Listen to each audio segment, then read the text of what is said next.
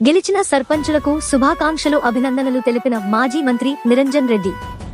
మాజీ మంత్రి సింగిరెడ్డి నిరంజన్ రెడ్డి మొదటి విడత సర్పంచ్ ఎన్నికలలో గెలుపొందిన బీఆర్ఎస్ 34 మంది సర్పంచులను మరియు వార్డు సభ్యులను ఘనంగా సన్మానించి అభినందించారు.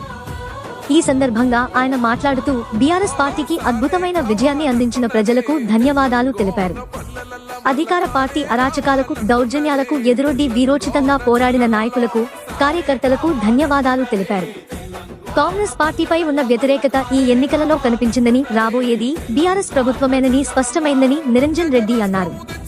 గెలిచిన సర్పంచులు కష్టపడి పనిచేసి ప్రజల మన్ననలు పొందాలని విజ్ఞప్తి చేశారు.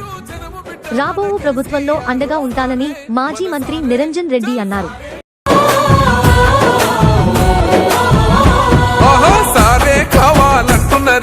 తెలంగాణ పల్లెలల్లా మల్ల కారే రావాలంటున్నరే, తెలంగాణ జిల్లలల్లో సారే కావాలంటున్నరే, తెలంగాణ పల్లెలల్లా మల్ల కారే రావాలంటున్నరే, తెలంగాణ జిల్లలల్లో ప్రత్యేక రాష్ట్రం తెచ్చినోడు, పండుగల్లే పల్లెకొచ్చినోడు, జనమంతా జై కొట్టి పలికండి పేరు జనము బిడ్డ మన కేసీఆర్. సారే మన సారే చల్ సారే కావాలంటున్నరే, తెలంగాణ పల్లెలల్లా మల్ల కారే రావాలంటున్నరే, తెలంగాణ జిల్లలల్లా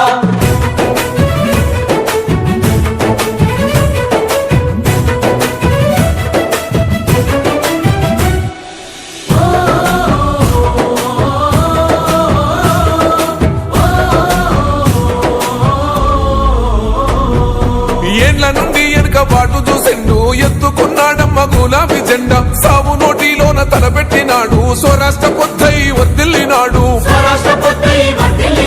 పథకాలు ఎన్నో పంచినాడమ్మ, ప్రజల గుండెల్లోన నిలిచినాడమ్మ, 2000 ఇచ్చే పెంచెను నేడు 5000కు పెంచుతానండు, కళ్యాణ లక్ష్మితో కన్న తండ్రై కొట్టమిచ్చి కాళ్ళు కడిగిండయో, కేసీఆర్ ప్రతి ఇంటికి ధీమా అందించునే 5 లక్షల బీమా. సారే మన సారే పెద్ద సారే కావాలంటున్నరే, తెలంగాణ పల్లెలల్లా మల్ల కారే రావాలంటున్నరే, తెలంగాణ జిల్లలల్లా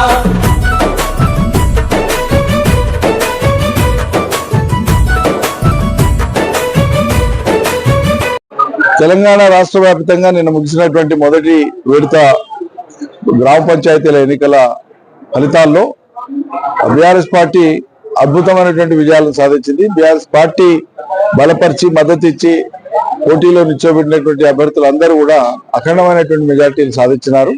చాలా చోట్ల అధికార కాంగ్రెస్ పార్టీ విచ్చలవిడిగా డబ్బులు ఖర్చు పెట్టిన, అంగు ఆర్భాటం ప్రదర్శించిన, అధికార దుర్వినియోగానికి పాల్పడ్డా ప్రజలు మాత్రం చాలా ఖచ్చితమైనటువంటి అభిప్రాయాలతోన నిర్మోహమాటంగా ముందుకు వచ్చి కాంగ్రెస్ పార్టీకి వ్యతిరేకంగా ఓటు రూపంలో తమ నిరసన తెలియజేసినారు.